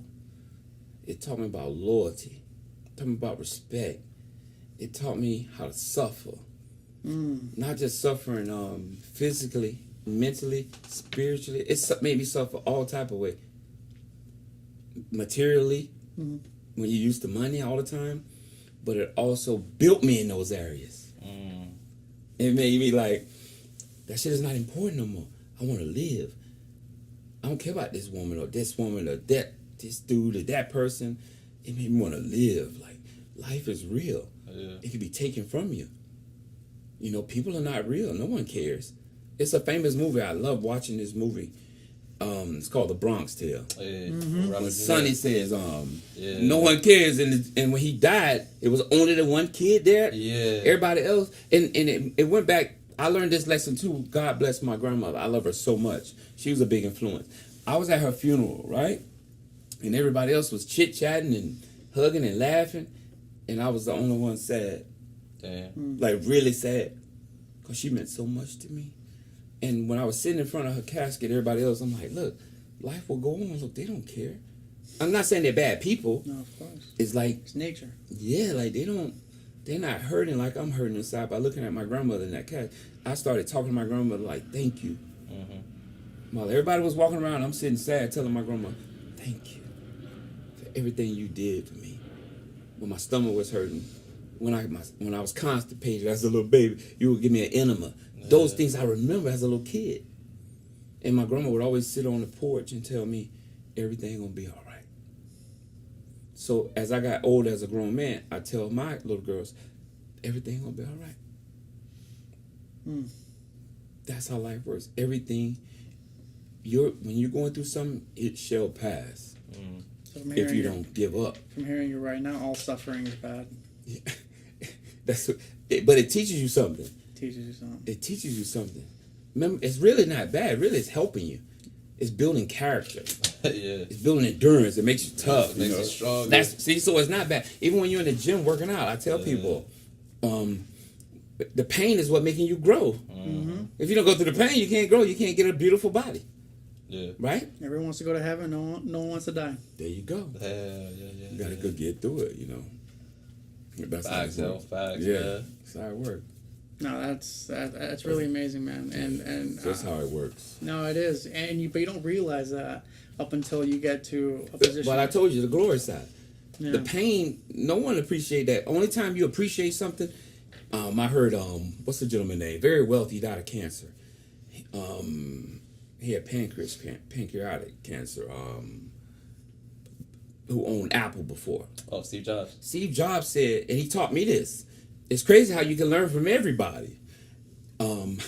You only gonna be able to understand when you look back. Yeah.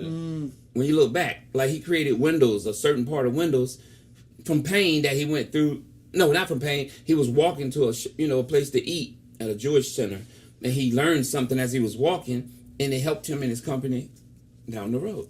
When he lost his company, he created another. I think Pixel. created Pixar and Pixar. But he learned that from when he was no money, broke. He was struggling. He got fired from Apple. There you go. And created Pixar. And they picked it up and they blew up. So something came from his pain. Yeah, See how it works?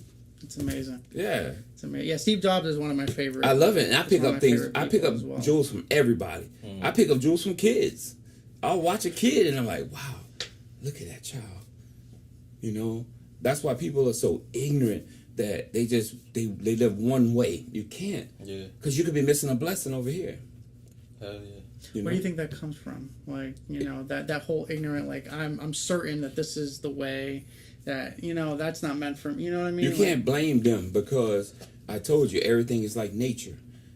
Whatever's planted in your soil of your brain is going to manifest in the natural. So it's like they say, as above, so below. As above, so below. It's the same. It's the same. Above is the brain. Below, it's going to come out. Damn. The above is how you created it here. Below, the vibration of it showing up in your life. Right? Wow. Facts. That's how it works. Wow. Because everything created in your thought conscious. Every car I ever wanted. If I wanted $100,000, I mean, I got to get $100,000 in 2 months. I don't care how I got to get it. It thought here, but manifested in the natural. So it came from the above and came below. Came from the above and came, yeah, absolutely. That's what that really means. Above, it's below. It's the same. And I'm As sure, above, so below. I'm sure it matters, like, what you tune into. That's what You I'm know, saying. What kind of wavelength you're tuning That's what into. people. Yeah, and people don't understand interpreting. that the vibration of what you're pulling from the brain, because what you're thinking about coming from a conscious thought pattern, a place of consciousness, and then it comes in your brain and it manifests itself out. Wow. That's Wow. how it works. That's amazing, man. And it's such a strong testament. I mean, like, for someone in your position right now to be speaking in such a way that's so powerful and so liberating. Yeah. You know, you're going through a lot, but yet you find such a positive avenue to kind of like Thank you. manifest this. Where does that come from? Trial and error, I think, in humility. It took a long time to get that, because I don't blame nobody for my life no more. I had to blame me. How did I get here? I did it. When God told me, I can't let you get away with what you've done, but I'll sustain you and bring you to another level. Damn. It's funny when you get quiet and start talking to God. God has a way of speaking to you. He'll send someone up to you. Weird things started happening to me. You know, the other day I was walking in a grocery store, and I was thinking about starting a podcast, but I was worried about how people would judge me, because I've always been a secretive person. Yeah, I You understand. know, always been secretive, like stand out of light. I always believe in stay out the way. So I was like, God, if it's meant for me to start a podcast, you got to give me a message. And I was in a grocery store, and I was a little bit depressed. And this happened in real life. These 3 little white kids was walking this way. One of them stopped me and said, "Excuse me, sir, you're going to be big." And he kept going. He don't know me. And then God, but him saying that meant me to start a podcast and start speaking, because there's so many people out there I can help. So that's what gave me the, even to do you guys' podcast, because I never really do podcasts. It's not my style. Right. But people need to learn about the illness of cancer, the life of struggle, you know, what it is. No struggle, no No progress. struggle, no progress. I mean, it sounds like to me, like, once you realize what you know you want to do, the world kind of becomes your There you oyster. go. It becomes your library to Yeah. learn and to dive into. That's why I'm going to start my own podcast with the help of you guys. And I want to get my message out there now, because I hear a lot of foolishness, you know, going on. People be talking about dumb shit. I'm like, you stupid bastard. You lead these people down. You know, you're leading them down a razor blade. Yeah. That's what you leading these people down. And you think it's funny. It's not funny. It's not funny. You're able to help the youth. Teach them, like, no, you could do good things, man. I'm going to help you get on the track. People that are dealing with an illness, I could teach them about this herb you should be taking. This is what helped my body heal. You know? I learned a lot. But it took pain for me to learn, because God had to sit me still and put me in the wilderness to learn. Yeah. That's what God does.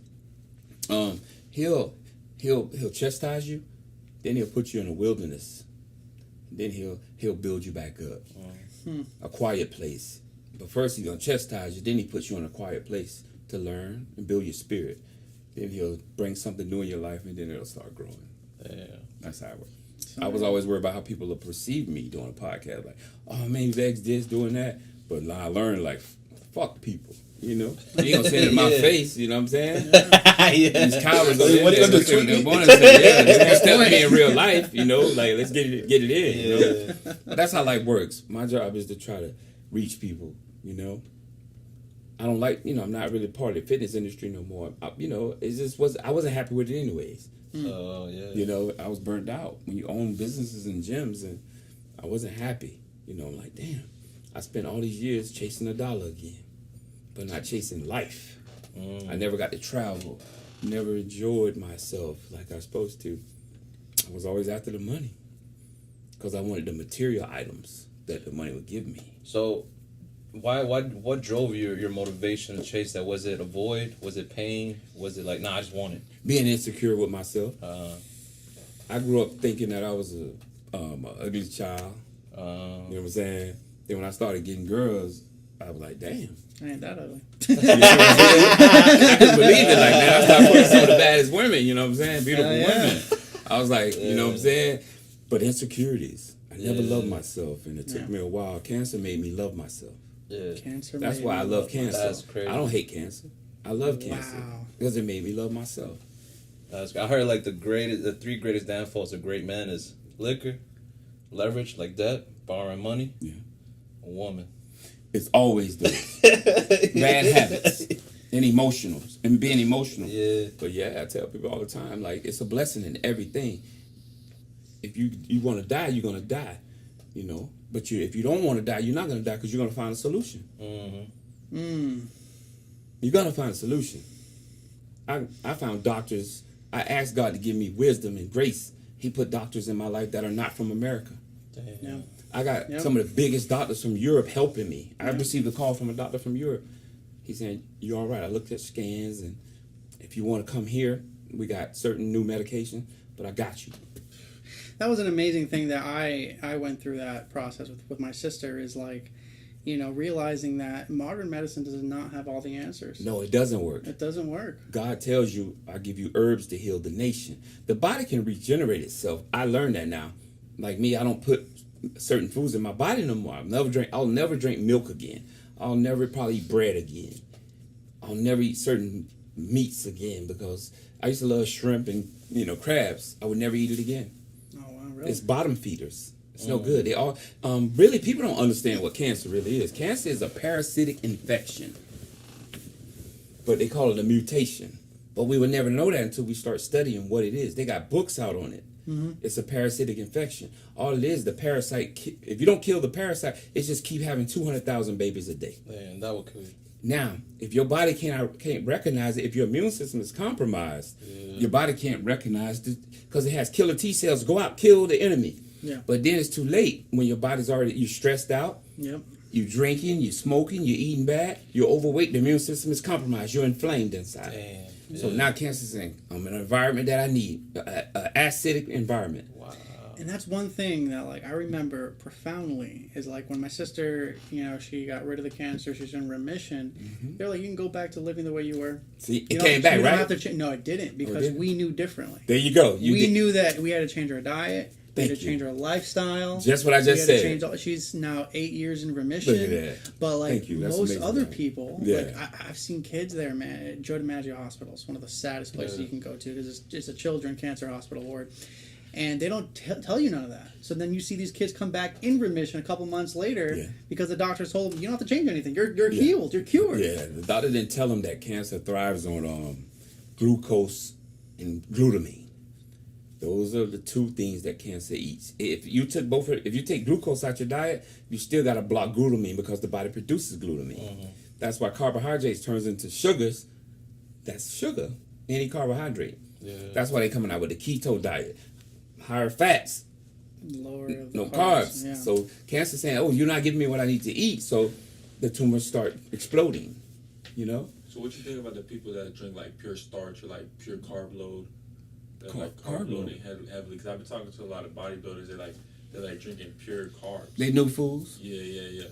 They're new foods because sooner or later, like I learned so much about what helped me get cancer. One of my doctor specialists showed me. He said you were drinking 5 Red Bulls a day.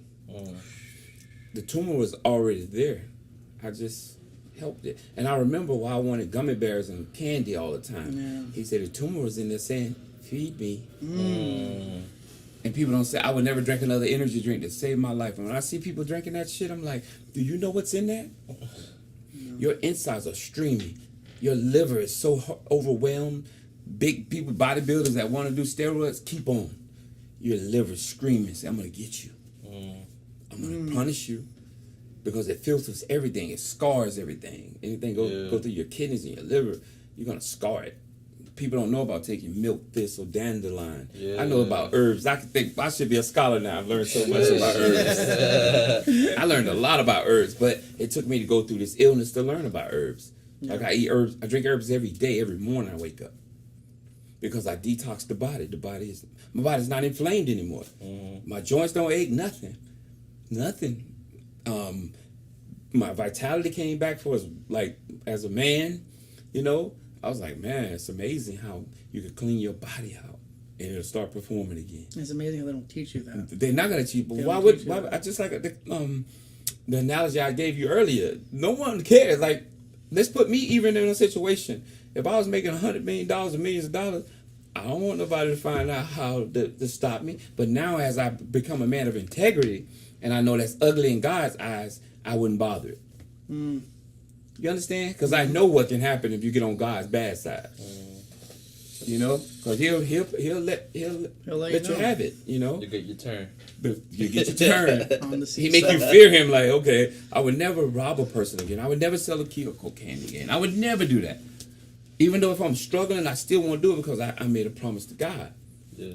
And I know if I go back on my word, he can go back on his word. When he told me, I'm going to save your life. God told me, you're going to beat this. Because I need you to do what me and you made our agreement to do. Put in work. Yes. I got to teach people. Like real life. I don't care how they perceive me. I just got to be me. Yeah. Unapologetically you. Absolutely. I don't know how to get in the podcast world. I'm gonna learn. Yeah, you're here. Absolutely. I told you. I told you we'd make it happen. Yeah, you damn sure did. Yeah. Absolutely, man. No, it's an absolute privilege to have you. Yeah, dog. That today. was real as shit. Like, we were so excited like weeks ago, and then he told us about your situation. You're like, damn. And we didn't care you canceled. We were like, damn, look what Rock is going through. Yeah. You know what I'm saying? But it's more. I think your guys are more the blessing than me. You know what I'm saying? I'm very humble. I thank you for guys allowing me to do this. Because remember, you know, I just don't know, you know, the new direction that I'm going in life, you know. But it's not about me. It's about you guys allowing me to have a platform. So it's not me. It's you guys. Oh, bro, when you get rich again, don't forget about it. Oh, man. You know, the Lord's will. The Lord's will. Don't forget about little engineer that type of money again. I would never be foolish again. Yeah. So we went 10, 15 years back. Yeah. Let's go 10, 15 years ahead. What does that look like for Rock? To be honest, I have a platform that I'm talking to 500 million people that's going to know my name, and I'm going to help. My goal is to feed millions. Yeah. And I think me knowing people know 500 million people knowing me, who I am, what I stand for, and how many can I help out of the 500 million. That's just my goal, you know. Living in one of the biggest houses in Manalapan. Hell yeah, boy. Manalapan's a nice area. Yeah, I'm living off the ocean. Nice. And just appreciating the moment. Me walking out my house to the ocean. Whatever I want materially, but don't let it consume me. You know, just know that it's there, but knowing one day I'm going to leave here and that stuff is going to turn to rust. At least I can leave my loved ones something to have. You know, I want grandkids to know their grandfather. That's what I want in life. Wow. That's what life is really about. To have your kids know who you were. Yeah. To leave them something. In the black community, we're not left anything. We're not left anything. Damn. Because it's not our grandparents' fault. They didn't have shit. Imagine their great-grandparents. They didn't have shit. They were slaves. They were slaves. In 1964, I think 1964, blacks got the right to vote, I think. Damn. 1964, 68, one of those, yeah. So imagine if we couldn't vote, we had no rights to get money, to save, go get no credit. The Fair Housing Act wasn't around then, I don't think. You see how it worked? Yeah. So how could they possibly leave me anything? Exactly, yeah. They couldn't advocate for themselves. Absolutely, they were struggling. Yeah, I think it was 1968. We went to the moon before we figured that out. They still had colored bathrooms in there. Yeah. You know, yeah, colored and white bathrooms. So that's life. That's wild, bro. Yeah. Man, that's But incredible. we're here to fight the power, dude, or become it.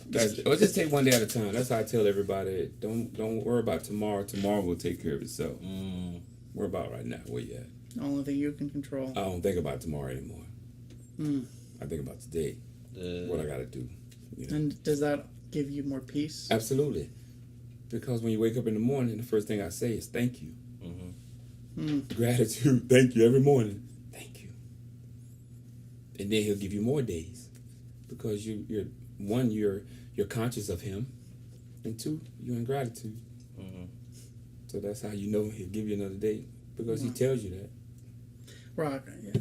Who is someone you look up to? Who is someone that you're like, you know, I will, you know, I will want to know more information about this person? Or is there like any mentors or anybody? The people that I really like to listen to of their struggle, I love Cat Williams, 50 Cent, because he reminds me of me.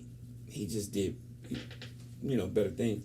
I like Steve Harvey's story. I listen to a lot of his. Tyler Perry motivated me a lot. Oprah Winfrey, she taught me how to surrender. How to surrender. Yeah, Oprah taught me how to surrender. Tyler Perry taught me that it took him 7 years to get where he needed to be. And then when it happens, when it really pops, nothing you can do. Just like when things came against me that was bad, what about when the wind turns the other way? I'll appreciate it when the wind shifts, you know, because it can't blow one way all the time. I don't care what no one tells you. It's called a season. Sometimes the seasons are years. But then what about when it turns if you faint not, like the word says, right? And then when it turns, you can appreciate it like, okay, God, I'm going to stay balanced. I'm not going to get too high or too low. I don't care if I'm worth 200 million. I'm never going to go here or go here. I'm going to stay right in the middle. You're just cool, baby. Just chill. That's what got you. That's what got you the 200 million to begin with. There you go. But I learned that. But those are my role models. And Derek Harper was a great role model of mine, NBA player, because he treated me with class and love. You know, dude was solid, great man. Minister Farrakhan, I love. People think he's radical, but what he says makes so much sense. But we don't listen because they let other people tell him that he's radical, he's racist. Why he got to be racist if he's telling us what we need to do as black men to live? You know, he's trying to teach us not to be suppressed. So he's racist because they don't like it. They don't like us when like you tell someone, if you tell somebody the truth that they fucking up, they don't like that. No, of course not. You're calling them out on this shit. And Minister Farrakhan's a great man. I just love those type of men. You know what I'm saying? I've always loved men of knowledge. Yeah. I feel like magic happens when you surround yourself with winners. And like, for example, this dude, my sparring partner, first day, shit, ass, fucking a Kit Kat, like a little kid could beat me with decent boxing skills. My sparring partner, he ain't trying to hurt me. He's trying to like, all right, this is why you keep your hand up. You know what I'm saying? And teaching you. Yeah. Some people take it the wrong way. It's like, nah. You take the jab, you throw in the jab slow and you're not pulling it back to protect yourself. I'm going to pull on the top of the jab. You know, I'm around boxers all the time, you know, and they're like, okay. Remember, you have to do something thousands of times to master it. Yeah. That's life. Yes. And people don't want to do that. Remember I was telling you about it takes time to grow? You got to do the same thing repetitive thousands of times. Sooner or later, you become a master at it. Like many people in life, I be looking at it like, man, they be a man of many things, but a master of nothing. None. Jack of all trades, master of none. Nothing. Instead of you creating something that's so amazing, that's giving you enough comfort, then you go, wander off to other things, and try other situations. But most people, we're so stupid. I told you, we move with the wind. Yeah.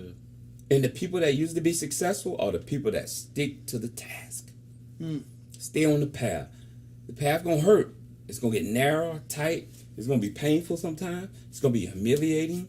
It's gonna be worrisome, stress.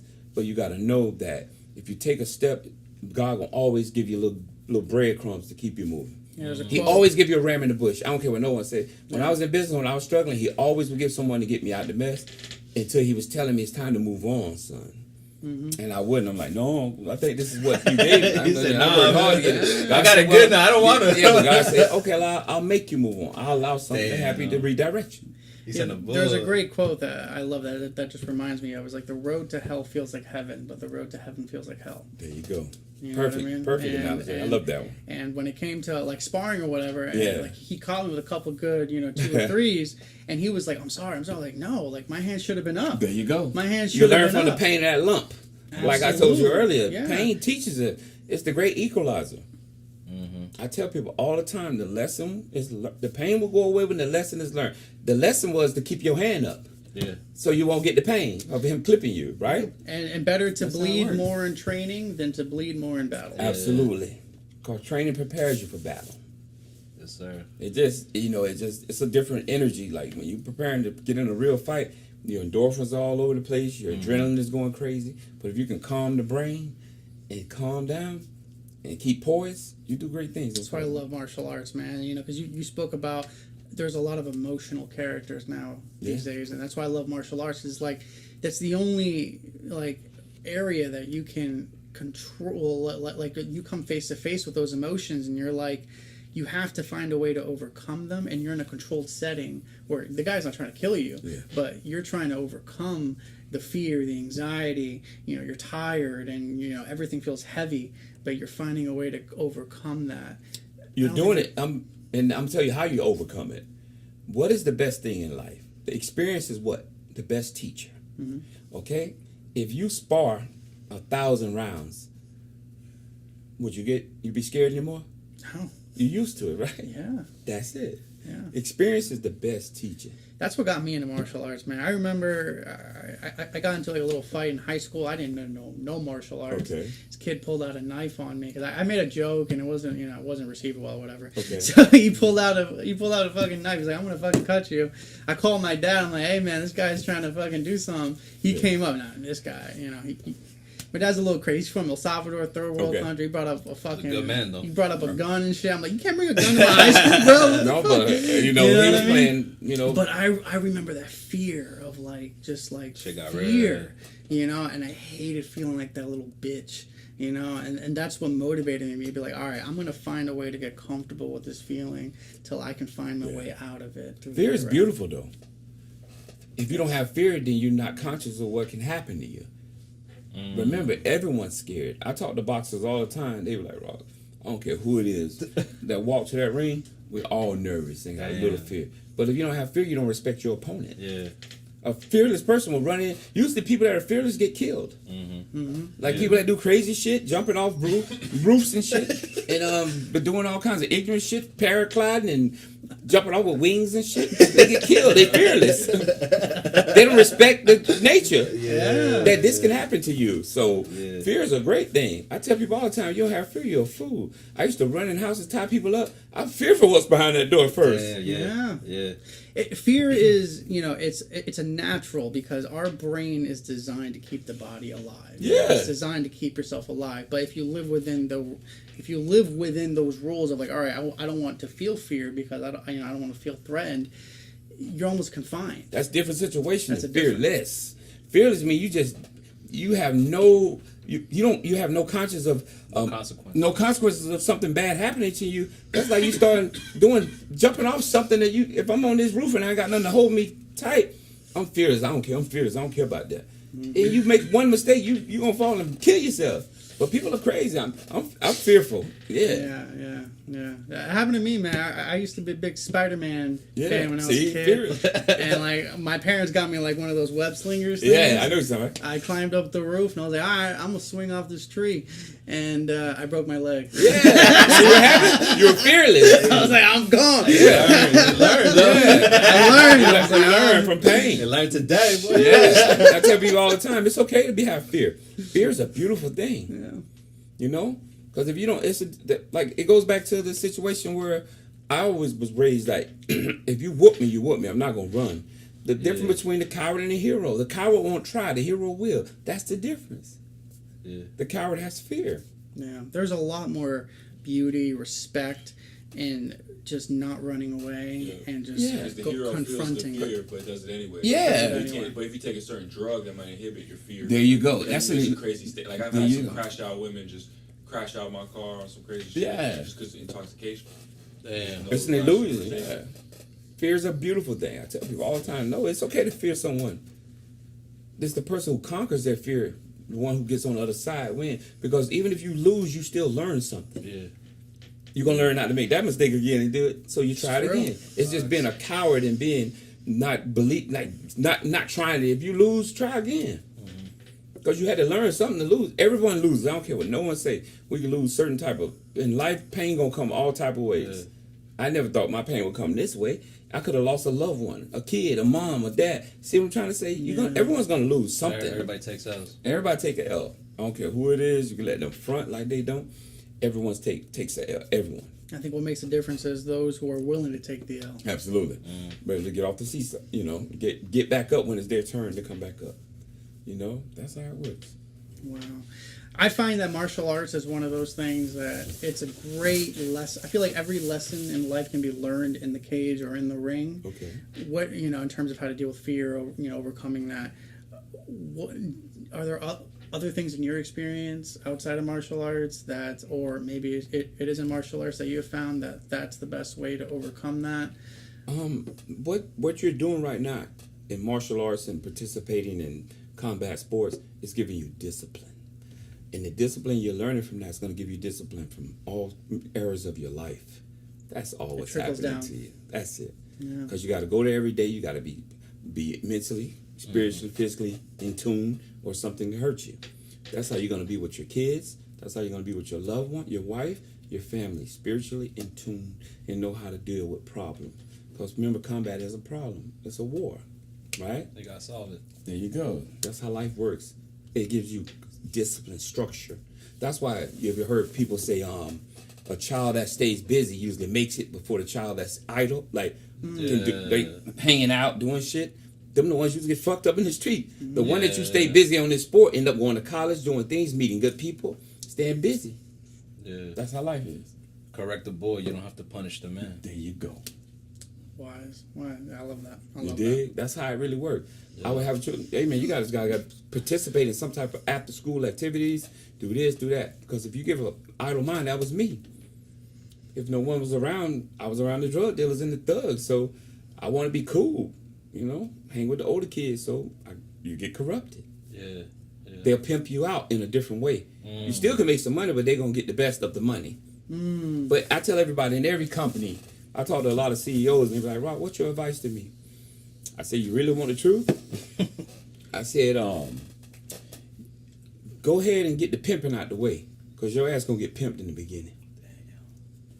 Everyone gets pimped in the beginning. Wow. We call it pay your dues. Pay your dues. You're gonna get pimped. You're gonna work hard for somebody else to make all the money. Yeah. Because somebody coming behind you gonna work hard to make you make all the money. Right. And you got to teach them, hey man, you're gonna get pimped. Go on and get your pimping out the way. Go on, That's, hey man, that's why I'm an entrepreneur now. I'm in real estate. I was in the Marine Corps. I was pimped for 4 years. I was sent out everywhere, and whatever the case is, man. So yeah, absolutely. Like recognizing that, I think is very important. But you yourself, you're around so many successful people. I'm around a lot. You have a great wealth of network. What is something that you find in all of them, a common trait in all keeping of them? Keeping it real. And I don't want to speak on some of the famous people. You see me around them. They all have insecurities. Every last one of them. All of them. You guys see me around these people. Very famous. All of them are insecure in some fashion or form, And you wouldn't expect it. I was like, wow, this person got millions of dollars. I go to their place, they're lonely. Telling me, Rock, I need it. How do you're comfortable around people? I'm not. I'm like, wow. Because they're so scared of someone hurting them. All of them. I'm like, wow. So insecurity isn't necessarily a bad thing. No. Insecurity is really not we all insecure in some form or fashion. Yeah. I'm insecure. I'm a very insecure man. No. I'm so insecure. But sometimes I just got charisma, But that's real though. The fact that you got that awareness, bro. Yeah. You know what I'm saying? Most people, real men won't want to admit that. I'm so insecure. Yeah. We all have mama issues. I need my mother. Yeah. I need to heal my 6-year-old. You know what I'm saying? I tell people all the time, When you react off emotions, it's your 6-year-old. You know? Your inner child. Yeah, I be saying, man, that's why a lot of things don't move me no more. I be laughing like, yo, it's all good. You can't hurt me what I've been through. Because I'm never going to put my value in a person ever again. I'll never put my value on another human being. Damn. The value's inside of me. Never in my life I would never put value of it. Because they're going to let you down every time. They can turn just like this. I'm never going to put value in a human being ever again. Because when you do, you give them the upper hand. You give them the upper hand. Absolutely. That means they control you. Yeah. I control my own self, so I'm not going to put value in you. You're my friend, but I'm not going to put value in you. You got to show me what you bring to me in my life. Not me telling you what I think you should bring to my life. From now on, everybody walking in my life, I judge them now. Why are you here? What are you doing for me? I'm going to be a loyal friend, but what do you bring to my life? Yeah.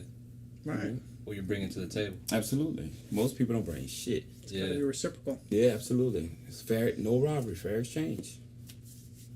You know, I bring a little knowledge and what I've been through the game, some of the people that I know. You read the text of someone famous? He said I inspired him. And then I'm like, damn, man, you got 8 million followers on social media. How I'm inspiring you?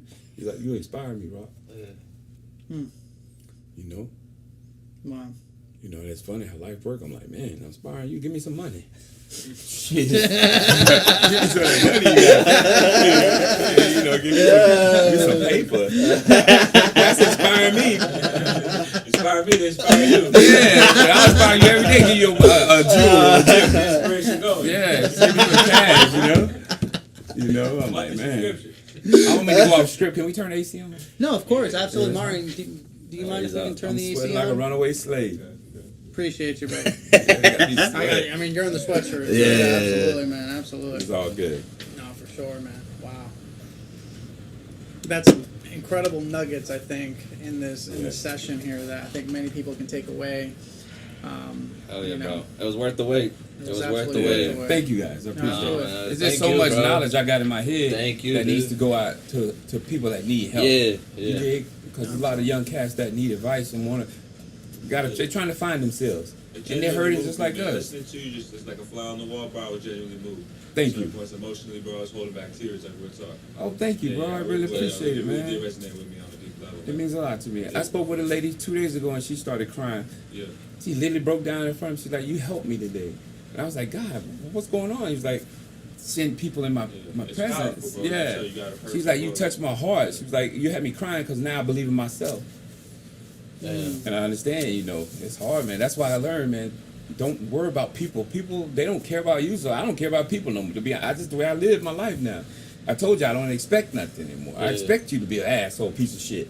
Yeah. You know, until you show me different. I heard one time. I go through the same thing too, man. So like I make prospecting calls, cold calls, Yeah. which is one of the hardest things you can Absolutely. do. You know what I mean? People get aggravated. Man, what the fuck you Oh talking about? man, people are so Yeah. comfortable over the phone. They'll talk to you any I told you that sort of way. gangster shit, but that's why I don't worry about people in person. I don't. Like, hey, because most of them are cowards. Yes. Real gangsters don't move with anger. They don't move off emotion. Yes. Because they've been through so much. They move off, they're very diplomatic men. Yes. Yeah. Gangsters are diplomatic. Remember that. They're very diplomatic. Because that's what got them to where they had to be. Because they can't move off emotions because emotions get you jammed up. So they look at it in a different way. I learned, like, real people that's